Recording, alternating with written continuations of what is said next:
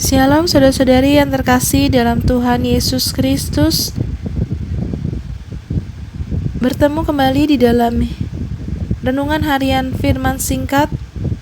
Topik hari ini adalah hidup dalam roh. Roma pasal 8 ayat 16. Roh itu bersaksi bersama-sama dengan roh kita bahwa kita adalah anak-anak Allah. 1 Korintus pasal 2 ayat 15. Tetapi manusia rohani menilai segala sesuatu, tetapi ia sendiri tidak dinilai oleh orang lain.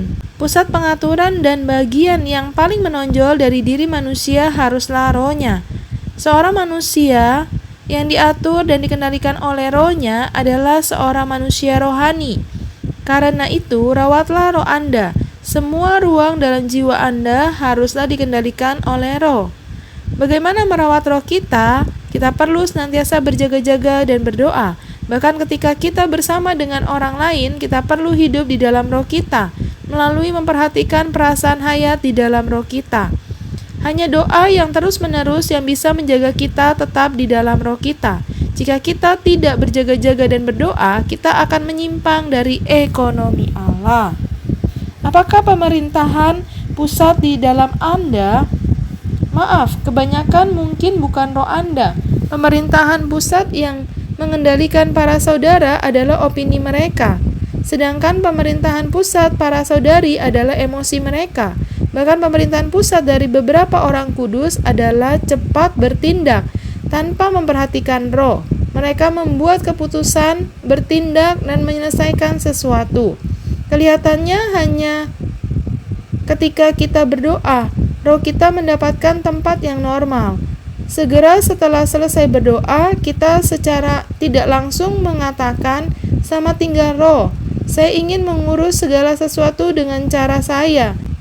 Bahkan Allah tidak memiliki cara mengendalikan Anda. Allah mengendalikan Anda di dalam roh Anda. Jika Anda tidak mengontak Dia, maka Tuhan juga tidak memiliki cara mengendalikan Anda, seperti lampu yang tidak akan menyala saat Anda menyalakan saklarnya karena arus listrik tidak dapat masuk ke stop kontak. Apa hasil bila kita membiarkan roh menjadi pemerintahan pusat kita? Pikiran kita dibatasi. Kita tidak akan berani mengutarakan opini kita. Kata-kata tidak akan keluar dari mulut kita dengan mudah. Kesombongan kita akan hancur. Kita akan merasakan pembatasan bahkan dalam hal-hal terkecil yang kita lakukan. Tindakan kita tidak liar. Ingatlah, setelah Anda diselamatkan, Allah ingin agar Anda berpaling ke roh Anda.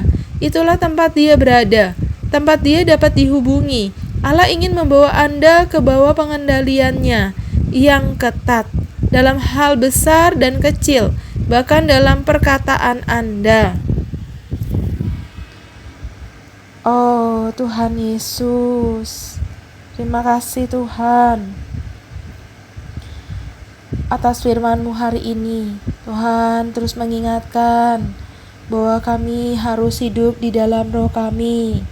Tuhan, terima kasih sewaktu kami percaya dan dibaptis, roh kami telah dihidupkan. Oh Tuhan, saat ini adalah saatnya kami senantiasa hidup di dalam roh yang telah Dikau hidupkan.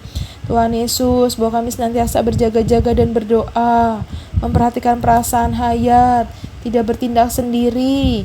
Oh Tuhan, dalam segala hal mengambil keputusan bertanya kepadamu. Tuhan Yesus, biar pikiran kami dapat dibatasi.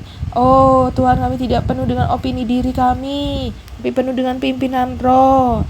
Tuhan Yesus, sehingga emosi kami pun juga dikendalikan.